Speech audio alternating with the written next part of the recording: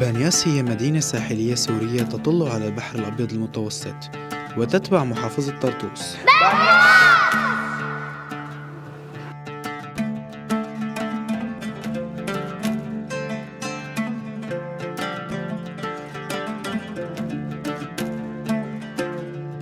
يسعد اوقاتكم متابعينا الاعزاء، اهلا وسهلا فيكم بهذا الفيديو. اليوم نحن موجودين ببانياس وتحديدا على الجسر المعلق يلي موجود بشارع الضفه.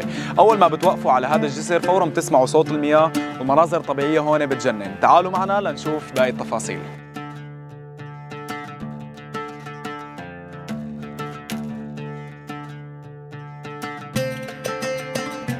بتحسوا حالكم بالبداية ماشيين على شي سكة قطار، ولكن أنتم على الجسر معلق في مدينة بانياس.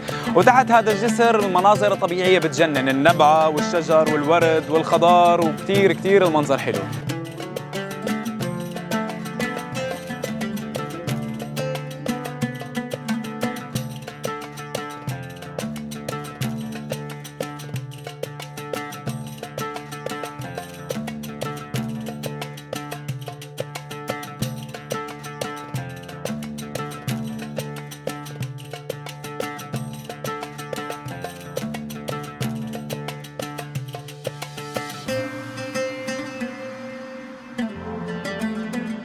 نحن هلا حاليا موجودين بشارع العشاق ببانياس.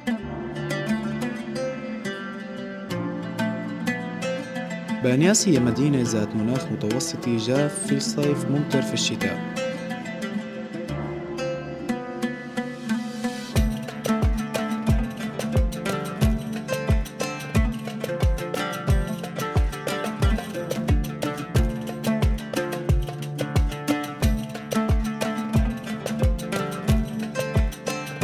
كثرت مع مطلع القرن ال21 زراعة البندورة المحمية بالخيم البلاستيكية في منطقة بانياس، وذلك يعود لمردودها الكبير، فأصبحت مصدر دخل آلاف السكان، وباتت المحصول الأساسي المزروع بالمنطقة بأكملها وموردا أساسيا لدخلها.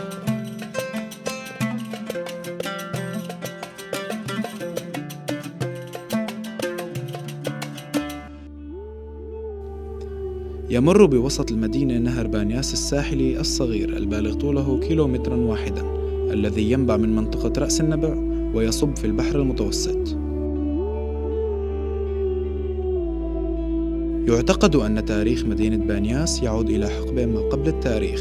كانت فيما مضى مدينة فينيقية تتبع مملكة أرواد، حيث مثلت في ذلك العصر ميناء بحريا هاما.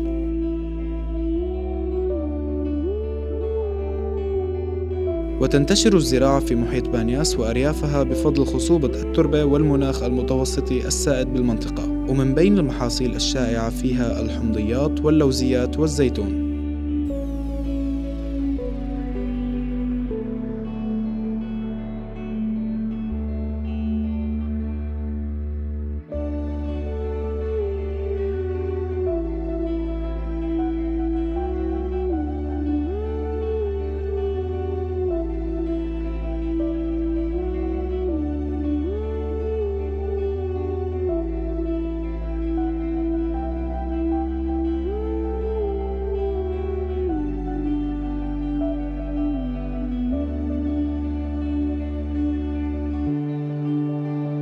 سؤال موجه لأهالي بانياس، نحن اجينا على هي النبعة وشربنا منها والمي بتجنن ما شاء الله، بس شو اسمها النبعة؟ أهالي بانياس جاوبونا بالتعليقات. عرفت المدينة في العهد الإغريقي باسم بالانيا، ثم تغير اسمها فيما بعد إلى بلنياس.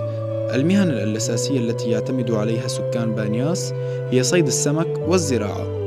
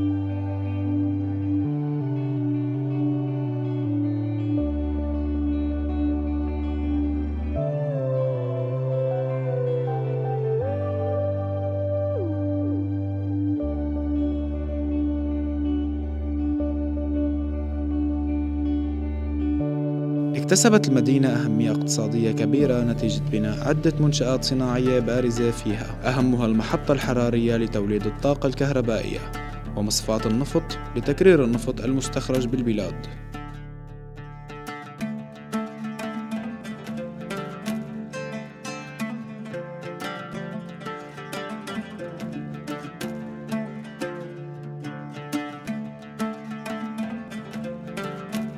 وقمنا بالذهاب إلى مرفأ بانياس لرؤية البواخر العملاقة التي يتم تصليحها.